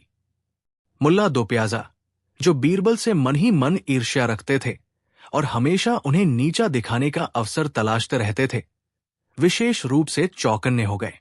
अकबर ने घोषणा की, आज के दिन इस दरबार में कोई भी व्यक्ति किसी भी प्रकार की बुद्धिमत्तापूर्ण बात, कोई पहेली, कोई गूढ़ उक्ति या कोई भी ऐसी बात नहीं करेगा जिससे ये प्रतीत हो कि वो बहुत अधिक चतुर है।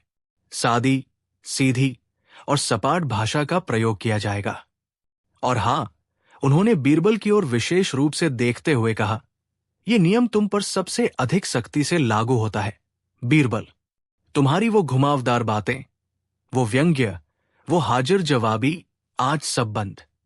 आज तुम बिल्कुल आम इंसानों की तरह बात करोगे, बिना किसी लागल पेट के। ये सुनकर दरबार में कुछ क्षणों के लिए सन्नाटा छा गया। फिर कुछ दबीदबी हंसी की आवाजें सुनाई दी।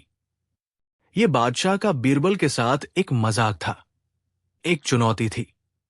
वे देखना चाहते थे कि बीरबल, जो अपनी वाक्पटुता और बुद्धिमानी के लिए विख्यात थे, इस स्थिति का सामना कैसे करते हैं। मुल्ला दोप्याजा के चेहरे पर तो विजय की मुस्कान तैर गई। उन्हें लगा कि आज बीरबल की बोलती बंद हो जाएगी। बीरबल ने एक पल के लिए अपनी आंखें बंद की, फिर मुस्कुराते हुए कहा, आलम पनाह, आपका हुक्म सिर माथे पर। आज इस दरबार में कोई भी अतिरिक्त बुद्धिमानी का प्रदर्शन नहीं किया जाएगा, विशेषकर इस सेवक द्वारा। उन्होंने अतिरिक्त शब्द पर थोड़ा जोर दिया, जिसे अकबर ने तो शायद नजरअंदाज कर दिया, पर बीरबल के मन में कुछ और ही चल रहा था। दरबार की कार्यवाही शुरू हुई। विभिन्न सूबों से आए प्रतिनिधि अपनी अपनी समस्याएं और रिपोर्ट प्रस्तुत करने लगे। अकबर बीच बीच में प्रश्न पूछते और बीरबल से भी राय मांगते। पहला मामला एक जमींदार का था, जो अपने पड़ोसी से पानी के बंटवारे को लेकर परेशान था। उसने अपनी समस्या विस्तार से बताई, जिसमें कई कानूनी दावपेंच शामिल थे। अकबर ने बीरबल की ओर देखा। बीरबल, इस विषय में तुम्हारी क्या राय है? इसका क्या सरल समाधान हो सकता है? बीरबल, जो सामान्यतः ऐसी समस्याओं का समाधान किसी रोचक कहानी या दृष्टांत के माध्यम से करते थे, आज बिल्कुल सपाट लहजे में बोले, जहां पनाह, पानी दोनों का है, आधा आधा बांट लें। अकबर को थोड़ा अजीब लगा। यह बीरबल का अंदाज नहीं था, पर उन्होंने सोचा, शायद वो नियम का पालन कर रहे हैं। जमींदार भी इस रूखे जवाब से संतुष्ट नहीं हुआ, पर बादशाह के सामने कुछ कह न सका। अगला मामला एक व्यापारी का था, जिसका माल रास्ते में लुट गया था और वो मुआवजे की मांग कर रहा था। उसने पूरी घटना का मार्मिक वर्णन किया। अकबर ने फिर बीरबल से पूछा, बीरबल, इस बेचारे व्यापारी की मदद कैसे की जा सकती है? बीरबल ने उसी सपाट भाव से कहा, जहांपना, कोतवाल को आदेश दें कि चोरों को पकड़े और माल बरामद करे। यदि माल न मिले तो व्यापारी को नुकसान हुआ। अकबर की त्योरियां चढ़ने लगी। ये नुकसान हुआ कैसा जवाब था? बीरबल से तो किसी रचनात्मक समाधान की अपेक्षा थी। मुल्ला दोप्याजा मन ही मन प्रसन्न हो रहे थे। उन्हें लग रहा था कि बीरबल आज अपनी चमक खो बैठे हैं। दरबार में एक कवि ने अपनी नई रचना सुनाने की अनुमति मांगी। अकबर ने स्वीकृति दी। कवि ने वीर रस से ओतप्रोत एक लंबी कविता सुनाई, जिसमें उपमाओं और अलंकारों का भरपूर प्रयोग था। कविता समाप्त होने पर सभी ने वाह वाह किया। अकबर ने बीरबल की ओर देखा। बीरबल, तुम्हें यह कविता कैसी लगी? बीरबल ने शांत स्वर में कहा, जहांपनाह, शब्दों का समूह था। कुछ शब्द ऊंचे स्वर में कहे गए, कुछ धीमे। अब तो अकबर को भी हंसी आ गई, यद्यपि उसमें थोड़ी झूझलाहट भी शामिल थी। बीरबल, क्या तुम सचमुच आज कोई भी बुद्धिमानी की बात नहीं करोगे? तुम्हारा ये सपाटपन तो हमें उबा रहा है। बीरबल ने बड़ी मासूमियत से कहा, आलम पनाह, आपने ही तो आदेश दिया था कि कोई बुद्धिमत्तापूर्ण बात, कोई गूढ़ उक्ति या चतुराई का प्रदर्शन नहीं करना है। मैं तो केवल आपके हुक्म का पालन कर रहा हूं। यदि मैं कहता कि कविता में वीर रस का अद्भुत समन्वय था, उपमाएं सटीक थी और अलंकार मन मोह लेने वाले थे, तो ये तो चतुराई और बुद्धिमानी का प्रदर्शन हो जाता। अकबर निरुत्तर हो गए। बीरबल ने उनकी ही बात को उनके खिलाफ इस्तेमाल कर लिया था। दोपहर का समय हो चला था। दरबार में एक जटिल कानूनी मसला आया। दो भाई एक वसीयत को लेकर झगड़ रहे थे और मामला इतना उलझा हुआ था कि काजी भी कोई निर्णय नहीं दे पा रहे थे। सभी की निगाहें बीरबल पर थी। अकबर ने कहा, बीरबल, यह मामला बहुत पेचीदा है। हमें तुम्हारी तीक्ष्ण बुद्धि और न्यायप्रियता पर पूरा भरोसा है। बताओ, इसका क्या हल निकाला जाए?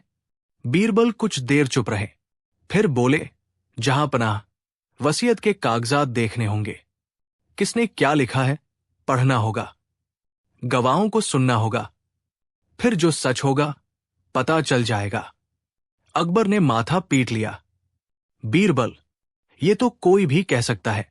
हम तुमसे किसी विशेष अंतर्दृष्टि की अपेक्षा कर रहे थे, कोई ऐसा नुक्ता जो मामले को सुलझा दे। बीरबल ने हाथ जोड़कर कहा, आलम पनाह, विशेष अंतर्दृष्टि या नुक्ता बताना तो बुद्धिमानी का प्रदर्शन माना जाएगा। आपके आदेशानुसार मैं ऐसा नहीं कर सकता।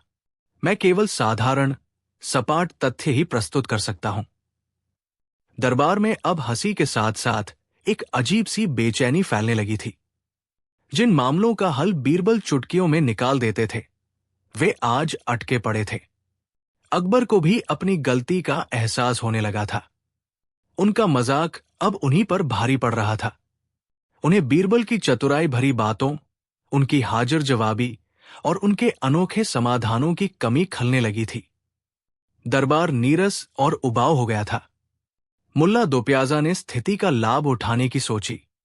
वे खड़े हुए और बोले, जहां पनाह, देखिए, बीरबल आज किसी काम के नहीं रहे। जब बुद्धिमानी पर ही पाबंदी लगा दी गई तो इनकी क्या उपयोगिता?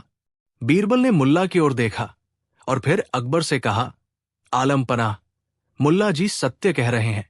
यदि बुद्धिमानी का प्रयोग वर्जित है तो मेरी यहां क्या आवश्यकता?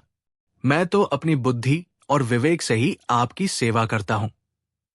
अकबर अब सचमुच परेशान हो गए थे। उन्होंने सोचा था कि वे बीरबल को कुछ देर के लिए परेशान करेंगे, पर बीरबल ने तो पूरे दरबार की कार्यवाही को ही ठप कर दिया था। अंततः एक विदेशी राजदूत दरबार में उपस्थित हुआ। वो अपने साथ अपने शहंशाह का एक पत्र लाया था, जिसमें एक पहेली लिखी थी। पत्र में कहा गया था कि यदि अकबर के दरबार में कोई इस पहेली को हल कर देगा तो दोनों राज्यों के बीच मैत्री संबंध और प्रगाढ़ हो जाएंगे, अन्यथा इसे अपमान समझा जाएगा। पहेली कुछ इस प्रकार थी, वो क्या है जो सुबह 4 पैरों पर, दोपहर में 2 पैरों पर और शाम को 3 पैरों पर चलता है? अकबर ने पहेली पढ़ी और सभी दरबारियों की ओर देखा। सब एक दूसरे का मुंह ताकने लगे। ये एक प्रसिद्ध पहेली थी, पर उस समय तनाव और बीरबल की चुप्पी के कारण किसी को तुरंत उत्तर नहीं सूझा। अकबर ने आशा भरी नजरों से बीरबल की ओर देखा। बीरबल, क्या तुम? बीरबल ने बीच में ही कहा, जहां पनाह, इस पहेली का उत्तर देना तो स्पष्ट रूप से बुद्धिमानी और चतुराई का प्रदर्शन होगा, और आपके आज के नियम के अनुसार मैं ऐसा नहीं कर सकता। राजदूत, जो ये सब देख रहा था, मुस्कुराया। उसे लगा कि हिंदुस्तान के शहंशाह के दरबार में शायद इतनी बुद्धि नहीं है। अकबर का चेहरा लाल हो गया। ये उनके राज्य की प्रतिष्ठा का प्रश्न था। उन्होंने लगभग गिड़गिड़ाते हुए कहा, बीरबल, कृपा करके इस नियम को भूल जाओ। हमारे सम्मान का सवाल है, इस पहेली का उत्तर दो। बीरबल ने कहा, आलम पनाह, नियम तो नियम होता है, और आपने ही कहा था कि इसका पालन सभी को बिना किसी नानुकर के करना होगा, विशेषकर मुझे। अकबर समझ गए कि बीरबल अब पलटवार कर रहे हैं। उन्होंने जो मजाक बीरबल के साथ शुरू किया था, बीरबल ने उसी मजाक को अपनी बुद्धिमानी से उन पर लौटा दिया था। अकबर ने अपनी पगड़ी उतार कर रख दी और बोले, ठीक है बीरबल, हम अपनी हार स्वीकार करते हैं। आज का ये मूर्खतापूर्ण नियम हम वापस लेते हैं। कृपा करके इस पहेली का उत्तर देकर हमारे राज्य की लाज रखो। बीरबल मुस्कुराए। उनकी आंखों में वही पुरानी चमक लौट आई थी। उन्होंने खड़े होकर अदब से कहा, आलम पनाह, ये तो बहुत ही सरल पहेली है। इसका उत्तर है मनुष्य। राजदूत ने पूछा, कृपया स्पष्ट करें। बीरबल ने समझाया, मनुष्य अपने जीवन की सुबह अर्थात बचपन में घुटनों और हाथों के बल 4 पैरों पर चलता है। दोपहर अर्थात युवावस्था में वो 2 पैरों पर सीधा खड़ा होकर चलता है, और शाम अर्थात वृद्धावस्था में जब शरीर कमजोर हो जाता है तो वो लाठी का सहारा लेता है, जो उसके तीसरे पैर का काम करती है। उत्तर सुनकर राजदूत अत्यंत प्रभावित हुआ और उसने बीरबल की बुद्धिमत्ता की भूरी भूरी प्रशंसा की। अकबर ने राहत की सांस ली और गर्व से बीरबल की ओर देखा। दरबार में फिर से जान आ गई थी। सभी दरबारी बीरबल की जय जयकार करने लगे। मुल्ला दोप्याजा का मुंह लटक गया था। अकबर ने बीरबल को अपने पास बुलाया और कहा, बीरबल, आज तुमने हमें एक महत्वपूर्ण सबक सिखाया। बुद्धिमत्ता और विवेक पर कभी पाबंदी नहीं लगानी चाहिए। तुम्हारी चतुराई के बिना ये दरबार सचमुच नीरस और अधूरा है। तुमने जिस प्रकार हमारे ही नियम का पालन करते हुए हमें निरुत्तर किया, वो प्रशंसनीय है। ये तुम्हारा अद्भुत पलटवार था। बीरबल ने विनम्रता से कहा, जहांपनाह, ये सब आपकी ही कृपा और प्रोत्साहन का परिणाम है। आपने विनोद किया, मैंने केवल उस विनोद में आपका साथ देने का प्रयास किया। उस दिन के बाद अकबर ने कभी भी बीरबल की बुद्धिमत्ता को इस प्रकार चुनौती देने का प्रयास नहीं किया। वे समझ गए थे कि बीरबल न केवल गंभीर मामलों को सुलझाने में माहिर है, बल्कि हल्के फुल्के मजाक का उत्तर भी उतनी ही चतुराई और शान से दे सकते हैं। और दरबार एक बार फिर बीरबल की हाजिर जवाबी और बुद्धिमत्तापूर्ण बातों से गुलजार रहने लगा। अकबर का मजाक क्षणिक था, पर बीरबल का पलटवार एक यादगार घटना बन गया, जो दरबार में कई दिनों तक चर्चा का विषय रहा। कहानी 6। दिल्ली की एक सर्द सुबह थी। शहंशाह जलालुद्दीन मोहम्मद अकबर का दरबार अपने समय पर शुरू हो चुका था। नवरत्न अपनी अपनी जगहों पर विराजमान थे और दरबारी न्याय और प्रशासन के विभिन्न मामलों पर चर्चा कर रहे थे। आज दरबार में एक ऐसा विचित्र और पेचीदा मामला प्रस्तुत हुआ था जिसने सभी को उलझन में डाल दिया था। मामला एक धनी व्यापारी सेठ धनपत राय की हत्या का था। सेठ धनपत राय शहर के एक जाने माने और सम्मानित व्यक्ति थे, किंतु उनके कुछ शत्रु भी थे। पिछली रात उनकी हवेली के पिछले हिस्से में, जहां उनका निजी खजाना था, उनकी निर्मम हत्या कर दी गई थी। खजाना लूट लिया गया था और हत्यारे का कोई सुराग नहीं मिला था। शहर कोतवाल ने अपनी प्रारंभिक जांच शहंशाह के समक्ष प्रस्तुत की। आलम पनाह, हमने घटनास्थल का बारीकी से निरीक्षण किया है। हत्या बहुत ही शातिराना तरीके से की गई है। कोई जबरदस्ती घुसने के निशान नहीं है, जिसका अर्थ है कि हत्यारा या तो कोई भेदी था या उसने किसी तरह सेठ जी का विश्वास जीता होगा। दुर्भाग्यवश हमें कोई चश्मदीद गवाह नहीं मिला। तभी एक दरबारी ने कहा, जहांपनाह, एक व्यक्ति है जो दावा कर रहा है कि उसने हत्यारे को देखा है, किंतु समस्या यह है कि वो व्यक्ति जन्म से अंधा है। यह सुनकर पूरे दरबार में कानाफूसी होने लगी। एक अंधा व्यक्ति हत्या का चश्मदीद गवाह कैसे हो सकता है? यह तो हास्यास्पद बात थी। शहंशाह अकबर ने भी आश्चर्य से अपनी भौहें सिकोड़ी। ये तुम क्या कह रहे हो? एक अंधा व्यक्ति और चश्मदीद गवाही? क्या ये कोई मजाक है? कोतवाल ने सिर झुकाकर कहा, नहीं आलम पनाह, उस व्यक्ति का नाम सूरदास है। वो सेठ धनपत राय की हवेली के पास ही एक छोटी सी कुटिया में रहता है और रात में वही पास के मंदिर में भजन कीर्तन करता है। उसका कहना है कि पिछली रात जब वो मंदिर से लौट रहा था तो उसने कुछ ऐसी आवाजें सुनी और कुछ ऐसी गंध महसूस की जिससे उसे हत्यारे के बारे में कुछ सुराग मिले हैं। अकबर कुछ विचारमग्न हो गए। मामला गंभीर था और हर छोटे से छोटे सुराग की भी अहमियत थी। उन्होंने आदेश दिया, ठीक है, उस सूरदास को दरबार में प्रस्तुत किया जाए। हम स्वयं उससे बात करना चाहेंगे। कुछ ही देर में 2 सिपाही एक वृद्ध व्यक्ति को सहारा देकर दरबार में लाए। वो सूरदास था। उसके वस्त्र साधारण थे, किंतु उसके चेहरे पर एक अजीब सी शांति और दृढ़ता थी। उसकी आंखें बंद थी, पर ऐसा प्रतीत होता था मानो वो अपनी अंतर्दृष्टि से सब कुछ देख रहा हो।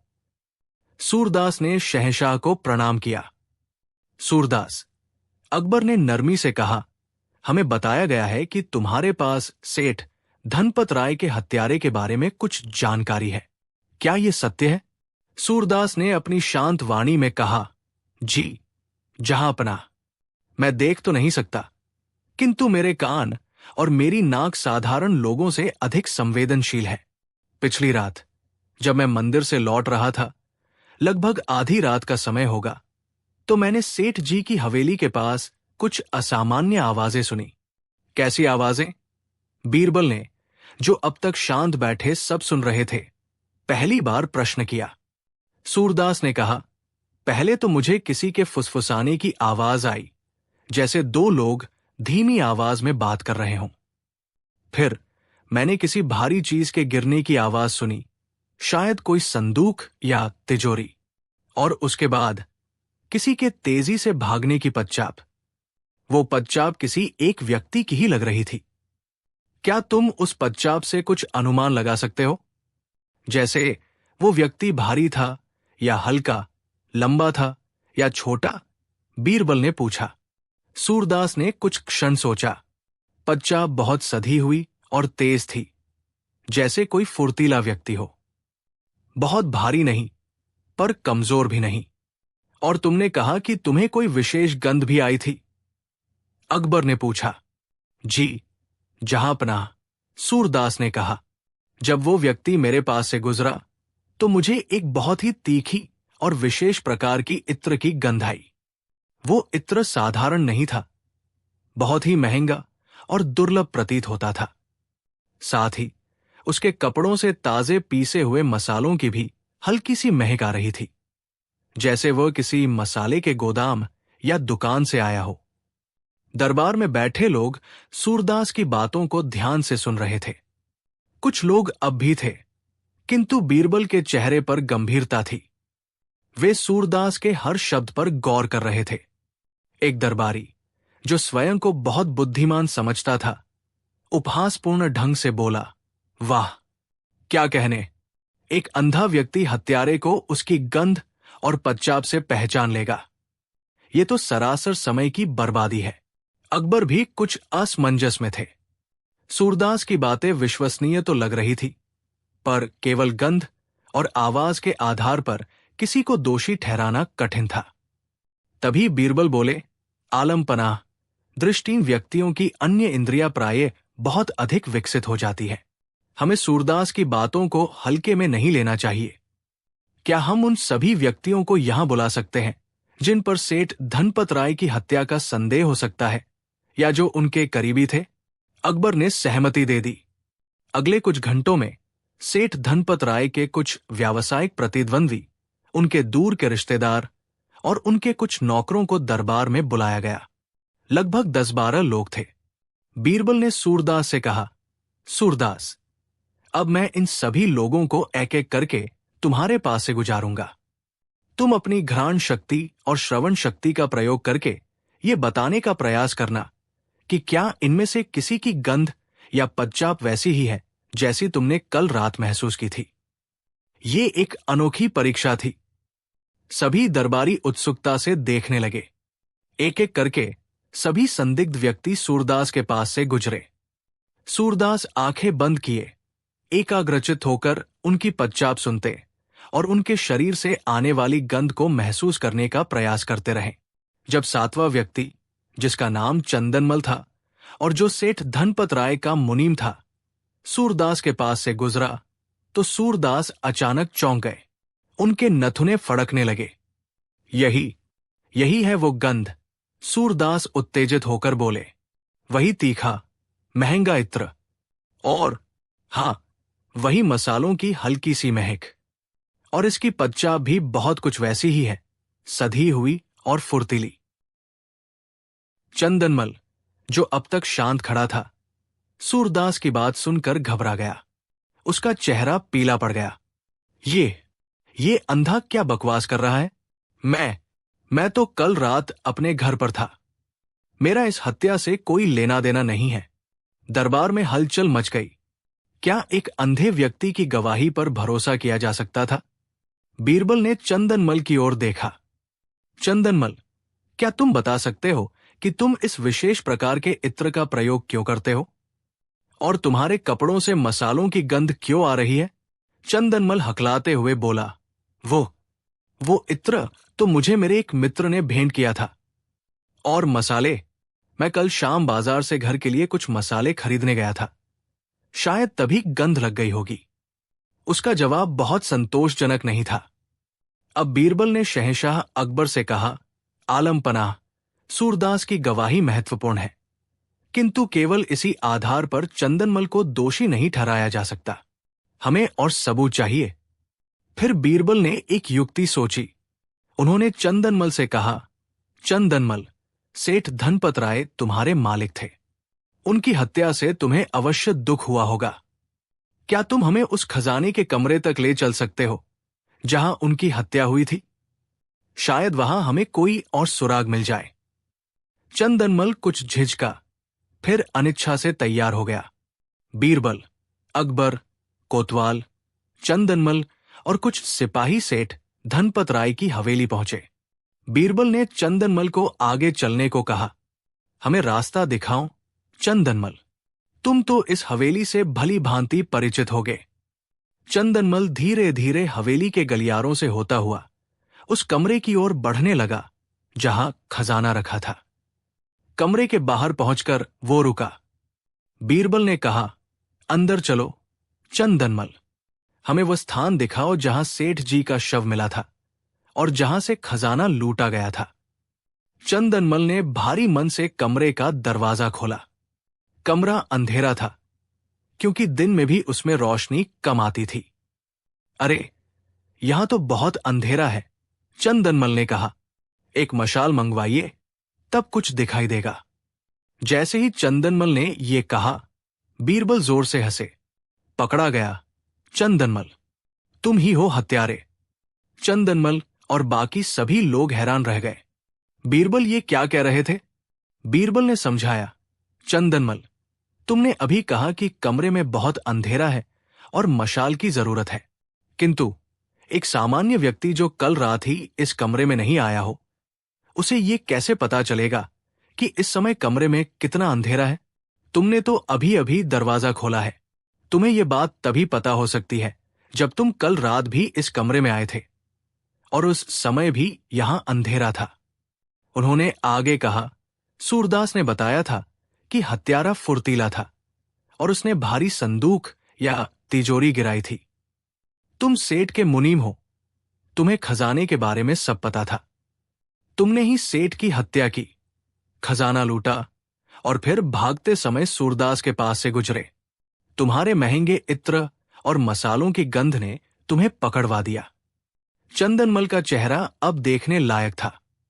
उसके पास कहने को कुछ नहीं बचा था। बीरबल की सूक्ष्म दृष्टि और तर्क शक्ति ने उसके झूठ का पर्दाफाश कर दिया था। अकबर बीरबल की बुद्धिमत्ता पर चकित थे। अद्भुत! बीरबल, तुमने एक अंधे व्यक्ति की गवाही को न केवल सच साबित किया, बल्कि अपनी चतुराई से हत्यारे को उसी के शब्दों में फंसा दिया। चंदनमल ने अपना अपराध कबूल कर लिया। उसने बताया कि वो जुए में बहुत सारा पैसा हार गया था और कर्ज चुकाने के लिए उसने अपने मालिक की हत्या करके खजाना लूटने की योजना बनाई थी। लूटा हुआ खजाना भी उसके घर से बरामद कर लिया गया। सूरदास को उसकी महत्वपूर्ण गवाही के लिए पुरस्कृत किया गया। उसकी संवेदनशीलता और स्मृति ने न्याय दिलाने में महत्वपूर्ण भूमिका निभाई थी। दरबार में सभी लोग बीरबल की प्रशंसा कर रहे थे। उन्होंने एक बार फिर सिद्ध कर दिया था कि न्याय के लिए केवल आंखों का देखा ही सत्य नहीं होता। कभी कभी न दिखने वाली इंद्रियां भी सत्य का मार्ग प्रशस्त कर सकती है।